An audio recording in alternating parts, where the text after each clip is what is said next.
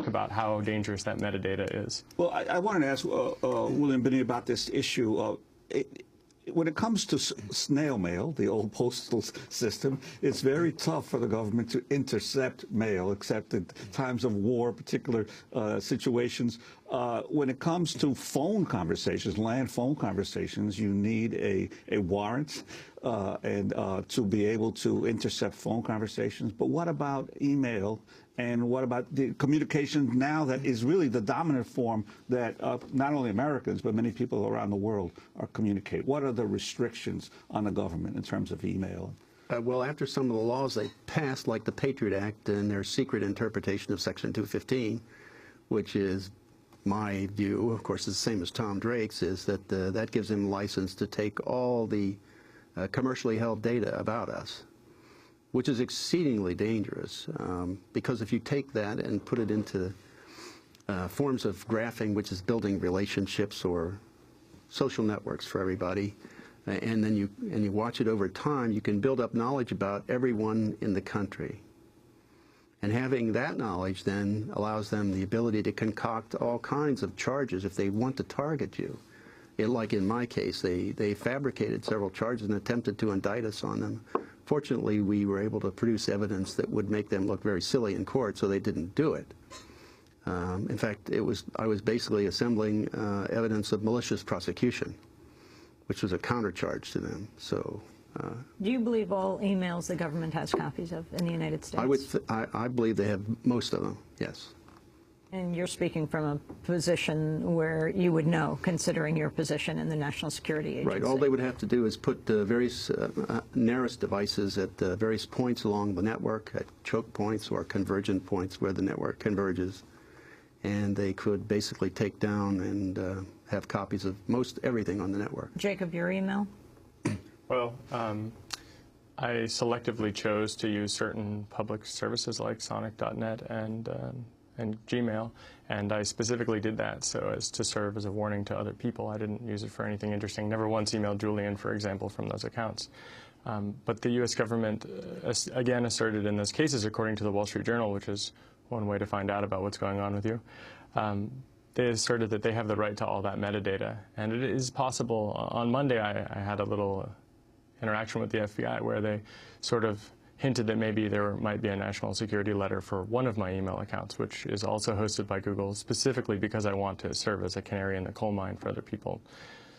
A national security letter. It's believed the government has given out hundreds of thousands of those. Yeah. I have also written about NSLs, but if you get one, you are not allowed to talk about it on pain of something like up to 5 years in prison, even to mention that you were handed a national security letter that said turn something over. Yeah. That was the case of Nick Merrill, for example, who's a brave American who essentially fought and won the NSL that was handed down to him. And the librarians of Connecticut who yes. were taking on the USA Patriot Act and didn't want to give information over about patrons in the library that the FBI wanted to get information on. Right, absolutely. So in NSL, what's specifically scary about it is that all that is required is for an FBI agent to assert that they need one, and that's it. And you don't have a chance to have judicial review because you aren't the one served. Your service provider will be served, and they can't tell you, so you don't get your day in court. Laura, can you set up this clip that we have? Actually, it's what Jake was alluding to. On Monday, there was a panel at the Open Society Institute, and there was a deputy general counsel of the FBI who was present, and Jake had the opportunity to question her about national security letters. Are you including national security letters in your comment about believing that there is judicial oversight with the FBI's actions? National security letters, administrative subpoenas have the ability to have judicial oversight, yes. How many of those actually do have judicial oversight in percentage? What do you mean by that? How many have? Every time you get a national security letter, you have to go to a judge? Or? No. As you well know, national security letters, just like administrative subpoenas, you don't have to go to a judge. The statute does allow for the person on whom those are served to seek judicial review. And people have done so. And in the case of the third parties, such as, say, the 2703D orders that were served on my, according to the Wall Street Journal, my Gmail account, my Twitter account, and my internet service provider account, the third parties were prohibited from telling me about it. So how am I supposed to go to a judge if the third party is gagged from telling me that I'm targeted by you? There are times when we have to have those things in place. So at some point, obviously you became aware, so at some point the person does become aware. But yes, the statute does allow us to do that. The statute allows us. Now, Jacob, explain who she was again. So my understanding is that she's the Deputy General Counsel of the FBI. And the significance of what she has just said? Essentially what she says is, we are just and righteous because you get judicial review. But there are some cases where you don't, and we are still just and righteous. And you should trust us because COINTELPRO will never happen again. That's what I heard from that. And in fact, later, someone asked about COINTELPRO and said, how can we... The counterintelligence program that targeted so many dissidents in the 1970s. Tried to get Martin Luther King Jr. to kill himself, for example. The FBI wrote him a letter and encouraged him to commit suicide.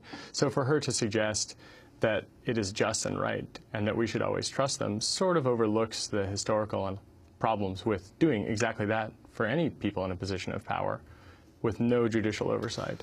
William Binning, what about the companies that are approached by the government to participate or facilitate the surveillance? Your sense of the degree of opposition that they're mounting, if at all, and also, has there been any kind of qualitative change since the Obama administration came in versus what the Bush administration was practicing? Well, first of all, I don't think any of them opposed it in any way. I mean, they were approached to saying you'll be patriotic if you support us. So I think they saluted and said yes, sir, and supported them because they were told it was legal too. And then, of course, they had to be given retroactive immunity for the crimes they were committing. So, and approved by President Obama and President Bush. Yeah, it started with Bush. Yeah. And the differences in the administrations? Actually, I think the surveillance has increased. In fact, I would suggest that they've assembled on the order of 20 trillion transactions about U.S. citizens with other U.S. citizens. How many? 20 trillion. And you're saying that this surveillance has increased, not only the Yes. Targeting of whistleblowers like your colleagues, like people like Tom Drake, who are actually indicted under the Obama administration. Right. More times, the number of people who've been indicted are more than all presidents combined in the past. Right, and I think it's to silence what's going on. But the point is the data that's being assembled is about everybody. And from that data, then they can target anyone they want. Bill Binney, talk about Bluffdale, Utah. What is being built there? Well, a very large storage device, basically, for remote interrogation and remote processing. That's the way I view that, because there's not enough people there to actually work the data there, so it's being worked somewhere else. Where do you get the number 20 trillion? Just by the numbers of telecoms, it appears to me, from the questions that CNET posed to them in 2006, and they published the names and what the responses were. I looked at that and said that anybody that equivocated was participating, and then estimated from that the numbers of transactions. That, by the way, estimate only was involving phone calls and emails. It didn't involve any queries on the net or any assembles, any financial transactions or credit card stuff, if they're assembling that. I do not know that. And the original allegations that you made in terms of the crimes being committed under the Bush administration in terms of the rights of American citizens, could you? Well, I made that. I reported the crime when I was raided in 2007.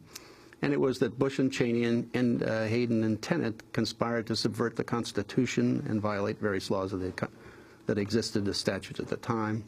And here's how they did it. And I was reporting this to the FBI on my back porch during the raid. And I went through Stellar Wind and told them what it did and what the information it was using and how they were spying on or assembling data to be able to spy on any American. I want to go to a clip of Congressmember Hank Johnson. He's the Georgia Democrat, questioning National Security Administration Director General Keith Alexander last month, asking him whether the NSA spies on U.S. citizens. Does the NSA routinely intercept American citizens' emails? No. Does the NSA intercept Americans' cell phone conversations? No. Google searches? No. Text messages? No. Amazon.com orders? No. Bank records?